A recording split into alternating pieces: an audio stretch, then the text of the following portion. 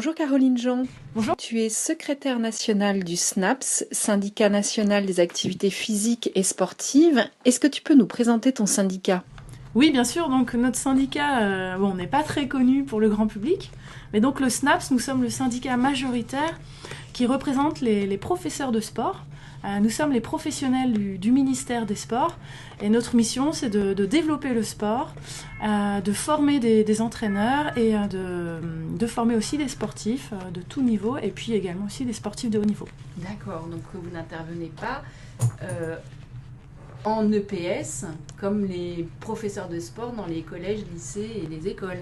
Exactement. Tu as trouvé la principale différence, c'est qu'on agit pour le ministère des Sports, donc au sein des structures du ministère, direction départementale, régionale, les CREPS, qui sont des centres de formation. Également, nous exerçons des missions en étant placés auprès des fédérations sportives qui ont une délégation de l'État pour développer leur sport sur le territoire français.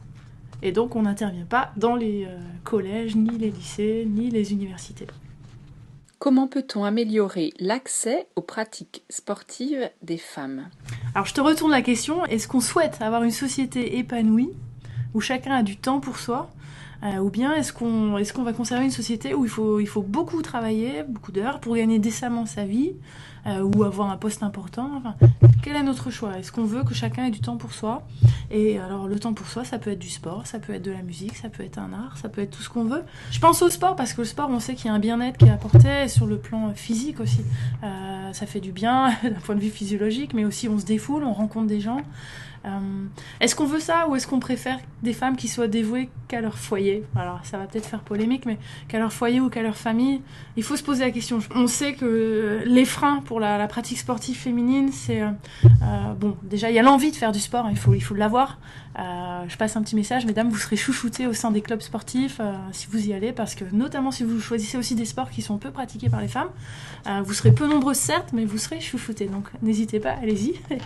Et donc il y a des freins autres à la pratique sportive féminine, c'est bien sûr disposer de temps, parce qu'il faut du temps pour aller faire du sport. Souvent, ça prend 1 heure, 1 heure et demie. À moins qu'on ait un petit groupe de copines dans le quartier qui va courir en bas de chez soi, et là, ça peut prendre que 45 minutes, c'est très rapide. Il faut créer un petit collectif local. Mais sinon, le temps et aussi les moyens financiers. Alors, beaucoup de femmes, malheureusement, sont dans une situation un peu précaire financièrement, avec des travails avec des horaires morcelés, à temps partiel et des salaires faibles. Malheureusement, c'est souvent le cas. Qu'est-ce qu'on propose, qu'est-ce qu'on met en place pour ces femmes? Nous, ce qu'on souhaiterait, le SNAPS, c'est qu'il y ait le syndicat des professeurs de sport du ministère, on souhaiterait qu'il y ait en place un véritable un véritable projet de développement du sport dans le cadre des Jeux Olympiques de Paris 2024, avec des axes de développement et notamment axés sur la pratique sportive féminine. Je vous parlais des femmes qui n'ont pas accès au sport. Est-ce qu'on ne peut pas imaginer sur le lieu de travail une simple pièce dédiée à la pratique sportive, par exemple une salle de musculation ou une salle de fitness, petite pièce mais dédiée à ça. C'est un exemple. Aussi lancer des actions de promotion, découverte du sport, parce que souvent on n'ose pas se lancer, aller faire du judo, aller faire des sports un petit peu plus compliqués. Il faut faire des actions de promotion spécifiques dédiées aux femmes. Et je pense notamment dans les quartiers qui sont défavorisés, entre guillemets, mais il faut que ces animations puissent avoir lieu dans des espaces fermés aussi, couverts, parce que il peut avoir le regard des autres peut aussi être un frein à la pratique sportive féminine, notamment quand on n'a pas pratiqué depuis longtemps. Se lancer, c'est pas évident. D'autres pistes, ce serait d'avoir des créneaux dans ces gymnases, ces espaces couverts disponibles pour les femmes, en soirée ou le midi, sur des horaires spécifiques, mais que pour les femmes, parce qu'il n'y a pas que le sport extérieur, il y a aussi tous les sports collectifs, les sports d'intérieur. Et voilà.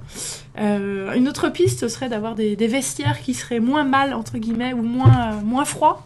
La possibilité pour les associations, pour les clubs, pour les mairies, de décorer les vestiaires dans les espaces sportifs, qui soient un petit peu plus sympas, un petit peu moins repoussants, un petit peu moins froids. Un autre axe de ce projet de développement pourrait être, si les politiques le souhaitent, et nous, ça peut être une proposition qu'on pourrait faire, favoriser les déplacements doux. Le vélo, le roller, la trottinette sont des déplacements doux qui sont très complémentaires des transports en commun. Et on pourrait imaginer, comme il existe sûrement toujours des écoles de circulation routière, eh bien, les ouvrir aux adultes, et notamment aux femmes, pourquoi pas sur les horaires de travail. Là, il faudrait un gros changement de société pour qu'on accepte qu'une heure d'école de cyclisme soit mise sur les horaires de travail, mais ça permettrait le midi, par exemple, d'apprendre à faire du vélo et après de se lancer sur la route sans trop de danger. Voilà quelques pistes. À titre personnel, ce qui me gêne beaucoup, c'est que dans notre société, il y a des préjugés assez forts. Ce que j'aimerais, c'est qu'à l'école, aussi, il y a des pistes, il y a des réflexions qui sont engagées à l'école, collège, lycée, université, pour démontrer que oui, les femmes peuvent faire du bricolage, oui, les hommes peuvent faire du ménage, on peut inverser les rôles. Et puis voilà, que chacun soit capable de mettre en place le planning familial hebdomadaire d'une famille. C'est pas seulement la maman qui fait cette chose-là, que tout le monde soit capable de le faire. Qu'il y ait un vrai débat sur la société qu'on veut avoir. Merci beaucoup.